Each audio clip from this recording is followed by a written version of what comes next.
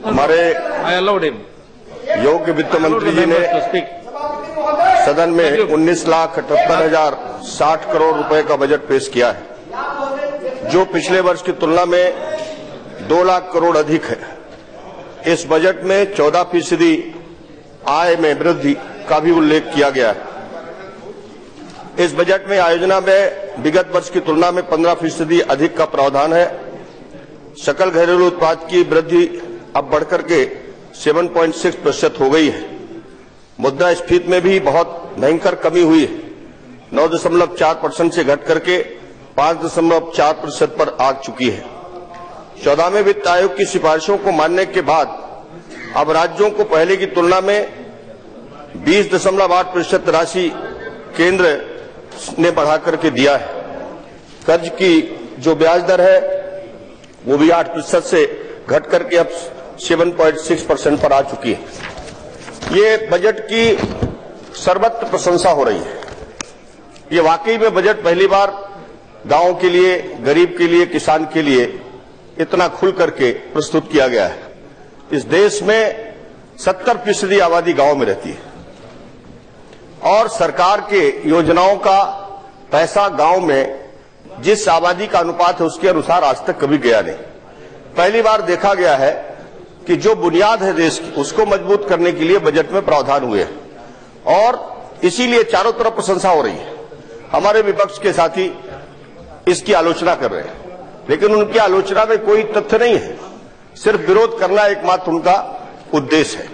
मैं सभापति महोदय आपके माध्यम से निवेदन करना चाहता हूं कि पहली बार देखने में आया है कि प्रधानमंत्री जी ने जो वायदा देश के सामने किया था उनकी कथनी और करनी में कोई अंतर नहीं दिखाई पड़ रहा। आज उन्होंने कहा था कि हमारा देश में सबसे बड़ी चुनौती है गरीबी की, हमारे देश के सामने चुनौती है किसानों की समस्याओं की, हमारे देश के सामने चुनौती है नौजवानों के लिए रोजगार की, प्रशिक्षण की। और मैं निवेदन करना चाहता हूं कि सरकार ने पूरी तरह से, जिस तरह से उन्होंने कहा था कि संसाधन में पहला हक गरीब का, संसाधन में दूसरा हक किसान का और तीसरा हक गरीब नौजवान का होना चाहिए, और ठीक बजट उसी अनुरूप प्रस्तुत किया गया है।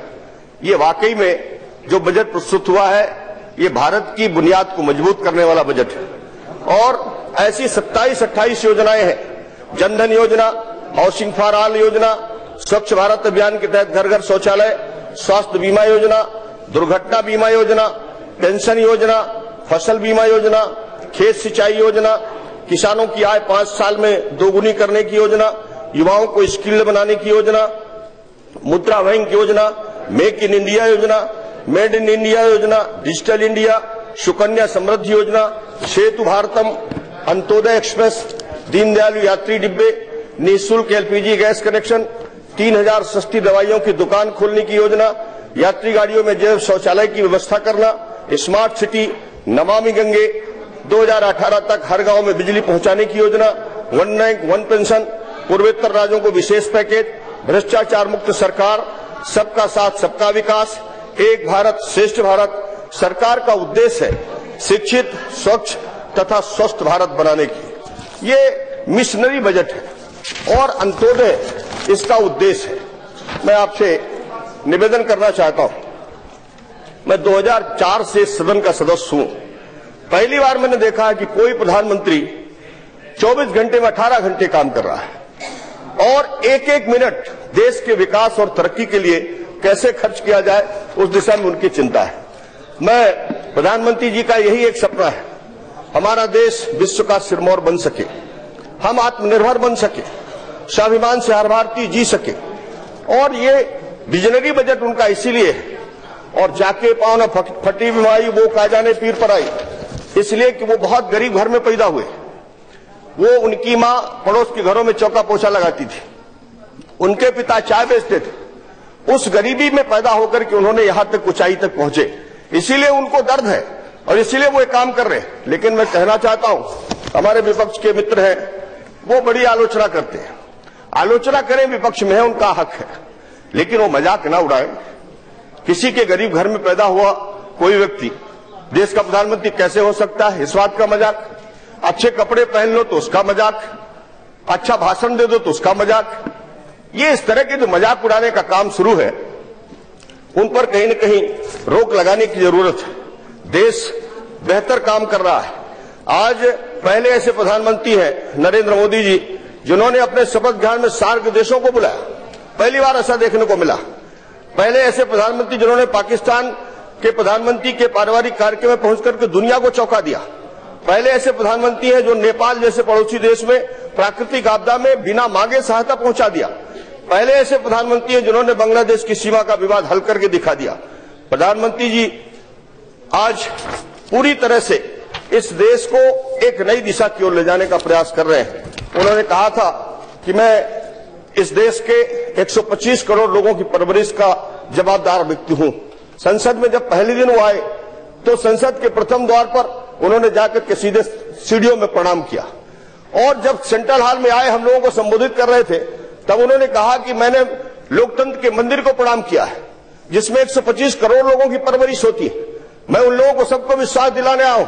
मैं सबका साथ लेकर के सबका विकास करना चाहता हूं और उसी दिशा में लेकर के वो देश को आगे बढ़े। आज ये सरकार गरीबों की सरकार है, उन्होंने कहा था, और इसीलिए उन्होंने संसाधन में पहला हक गरीबों को दिया जाए। 21 करोड़ लोगों के खाते बैंक में खुले। आज मैं आपसे कहना चाहता हूं, पहली बार गरीब महसूस कर रहा है कि हमारी जीवन की सुरक्षा हो रही है। पहली बार गरीब महसूस कर रहा है कि हमारे लिए सरकार मकान देने की योजना बना रही है। पहली बार सरकार के कामों की प्रशंसा में गरीब आदमी कहता है कि हमें नए रोजगार के अवसर मिल रहे हैं। आज मेरे कुल मध्य प्रदेश में 1,66,5,301 ऐसे खाते जो जनधन के हों खुले। मेरे लोकसभा क्षेत्र में 6,97,9,716 ऐसे खाते बैंकों में खुल चुके। हाउसिंग फॉर ऑल योजना, प्रधानमंत्री जीवन ज्योति बीमा योजना में मेरे पूरे प्रदेश देश भर में 2.94 करोड़ लोगों ने इसका बीमा का लाभ उठाया है। इसी तरह से मध्य प्रदेश में 1,93,000 लोगों ने, मेरे सतना मेरे लोकसभा क्षेत्र में 34,936 लोगों ने इसका फायदा उठाया। सभापति महोदय, मुझे थोड़ा सा इसमें समय चाहिए। मैं बजट की बहुत बुनियादी चीज बता रहा हूं जिसकी आलोचना हो रही है कि सब कागज में है। कागज में नहीं है, धरती में है। सुरक्षा बीमा योजना, जिसमें पूरे देश में 10.66 करोड़ लोगों ने इसका लाभ उठाया है। मध्य प्रदेश में 66,40,814 लोगों ने, मेरे लोकसभा क्षेत्र में 1,80,641 लोगों ने, अटल पेंशन योजना 10 लाख से अधिक लोगों ने इसका फायदा उठाया है। मध्य प्रदेश और हमारे सतना जिले में भी इसकी बड़ी संख्या में लोगों ने इसका लाभ उठाया है। बीपीएल परिवारों को निःशुल्क जो रसोई गैस देने की योजना है, अभी तक तो लगभग 60 लाख लोगों को मिल चुकी है, लेकिन 1.5 करोड़ लोगों को देने की योजना इसी वर्ष की है। और सचमुच ये पहली बार देखने को मिला है जब गरीब को लगा है कि ये सरकार हमारे लिए काम कर रही है। मैं आपके माध्यम से कहना चाहता हूं, किसानों के लिए पहली बार बजट 35,984 करोड़ का आया है। 20,000 करोड़ रुपए की लंबी अवधि का फंड तैयार किया गया जो किसानों की योजना में काम आएगा। किसानों के लिए जो किसानों का गन्ना का बकाया पैसा था 21,000 करोड़ रुपए, वो लौटा के मिला हुआ। 1 लाख रुपए का स्वास्थ्य बीमा, बुजुर्गों के लिए 30,000 अतिरिक्त बीमा, प्रधानमंत्री सिंचाई योजना के लिए 20,000 करोड़ रुपए, और इसी तरह से फसल बीमा योजना के लिए 5,500 करोड़ रुपए। पहली बार ऐसा देखने को मिला है। 5 लाख नए तालाब बनाएंगे, सिंचाई के नए साधन तैयार करेंगे, जैविक खेती 5 लाख हेक्टेयर में करेंगे, दाल के उत्पादन को बढ़ाने के लिए 500 करोड़ का प्रावधान किया है। किसान टीवी के माध्यम से नई तकनीक की जानकारी दे रहे हैं। प्राकृतिक आपदाओं में 50% से घटा करके 33% नुकसान को भी शामिल करके 1.5 गुना सहायता देने का काम हुआ है। मैं पहली बार आपसे निवेदन कर रहा हूं कि जिस तरह से युवा वर्ग के लिए मेक इन इंडिया, जिसमें 41% एफडीआई आ चुकी है, मेड इन इंडिया जो आत्मनिर्भर बनाने का काम करेगी, प्रधानमंत्री कौशल विकास में 76 लाख लोगों को अभी तक प्रशिक्षण दिया गया। नौजवानों को 1 करोड़ लोगों को प्रशिक्षण देने की योजना इसमें है। 1500 बहु कौशल प्रशिक्षण केंद्र खोले जाने, 1700 करोड़ का प्रावधान कौशल विकास में किया गया है। मुद्रा बैंक योजना एक ऐसी योजना है जिसमें अभी तक 2.6 करोड़ लोगों ने 2 करोड़ से ज्यादा की राशि का कर्ज लेकर के अपने उद्यम को शुरू किया है। 5 करोड़ उद्यमों के लिए ये योजना आगे आने वाले समय में करेगी। इसके लिए बजट का जो प्रावधान हुआ है वो 1.80 लाख करोड़ रुपए का हुआ है। मैं निवेदन करना चाहता हूं कि खेती के क्षेत्र में किसानी के क्षेत्र में और शिक्षा के क्षेत्र में जिस तरह से प्रावधान हुए, मैं बहुत विस्तार से कहना चाहता था, लेकिन समय की कमी है। मैं मध्य प्रदेश के बारे में थोड़ा सा कहना चाहूं। मध्य प्रदेश देश का वो राज्य जो सबसे ज्यादा प्रगति कर रहा है। खेती हमारी 24% से ज्यादा विकास दर पर है, लेकिन हमारी सिंचाई के जो संसाधन है उसमें कहीं न कहीं बजट में हमको चाहिए कुछ और प्रावधान बढ़े। हमारी जो बरगी बांध की दाईं तक नहर थी, जिसको राष्ट्रीय परियोजना में शामिल करने के लिए हम लोगों ने प्रस्ताव दिया था, लेकिन वो उसको शामिल नहीं किया गया। हम चाहते हैं उसमें उसको शामिल किया जाए। कुछ इंदिरा विकास जो हमारे आवास योजना थे उनका पैसा नहीं गया, वो चला जाए। मैं एक मिनट कर रहा हूं। मैं दूसरी बात एक निवेदन करना चाहता हूं। ईपीएफ फंड में तो निश्चित तौर पर ईपीएफ वाले मामले में सरकार ने तो अपना निर्णय बदल दिया, लेकिन जो अभी ज्वेलरी वाला मामला है, ज्वेलरी के जो व्यापारी हैं आज वो पूरे देश में हड़ताल पर है। मेरी मांग है कि उनकी हड़ताल पर निश्चित तौर पर विचार करने की जरूरत है। उत्पाद कर के जगह में कोई दूसरा टैक्स लगाया जाए। इंस्पेक्टर राज नहीं आना चाहिए, इस बात के पक्ष में हमारी सरकार है। इंस्पेक्टर राज को बढ़ावा ना मिले, इस बात को मैं चाहूंगा कि उनके मामले पर भी पुनर्विचार करे सरकार। और अंत में इतना ही निवेदन करूंगा, ये सरकार जिस दिशा में चली है उस दिशा को मजबूत करने के लिए हम आपसे निवेदन, जैसे सड़कों के लिए इतना पैसा सड़कों के लिए मिला है, 97,000 करोड़ रुपए मिला है।